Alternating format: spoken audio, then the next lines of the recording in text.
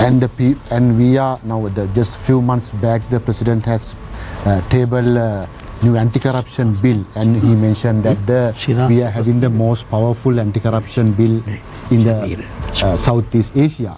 But unfortunately, we have enough anti-corruption system already, because now we are talking about this NMRA and the health system issues. But I would like to show this 2021-2022, the Auditor General report about the NMRA. This very clearly mentioned what is going on for the last few years, and it clearly mentioned the name of the officers and thing, and every bid process there's a problematic area. So I think we don't need the more anti-corruption bill or anything to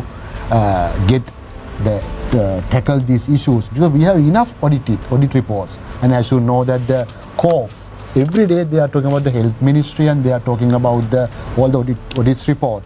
And this is about the 2015-2018, again about the Presidential Commission report regarding the NMRA.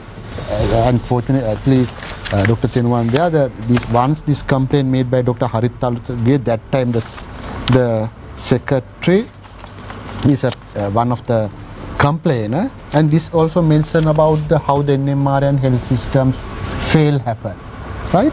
And the reason the Auditor General report, I'll show very clearly, it mentioned this report is about the Karyasadaka Vartawa 2022 about the health ministry. It's a 280-page audit report of every aspect of the health sector, from human resource, transport, medicine. Even this mention how the health officers, the administrator and the management officers get bribery and corruptions through the cleaning services of the hospitals, right? And also the tender issues regarding the oxygen supply, insulin, like that, every aspect. So I think that we have enough documented charges against these health officers. But as you mentioned, no one is there to responsible. And this much of they have violating repeatedly all the financial regulations, administrative issues, and even the civil legal issues. But still the secretary, additional secretaries, all the officers are there. And so the one thing is that they believe that there's umbrella protection coming to the politicians, because as I initially I stopped as they said it's a network, because they know it's a network. No one can expose other one, because we can't finger point to the governing party politicians. So I had experience when we are talking about the health service crisis. Sometimes the opposition party members, they also worried about it. So I had some telephone calls also from them, because as I mentioned, this is a organized white collar robbery, and most of these issues we can't go to the court, because these are ultimately approved by the one aspect, either cabinet procurement committee or the ministry level procurement committee, even sometimes the president, right? So the issue is that the ones we expose buying the antibiotic for the 50 million more than the lowest price bidder. So president very clearly mentioned to the Ministry of Finance there should be transparency about this emergency purchase model.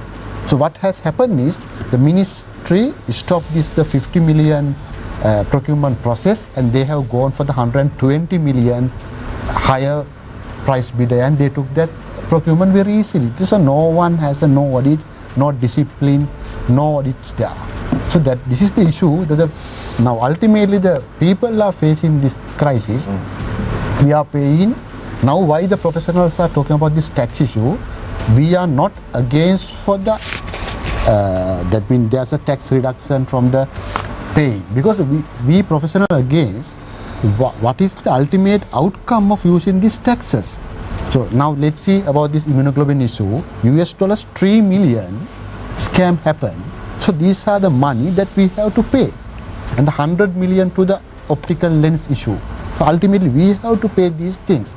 Even all these are the Indian Credit Line, UNICEF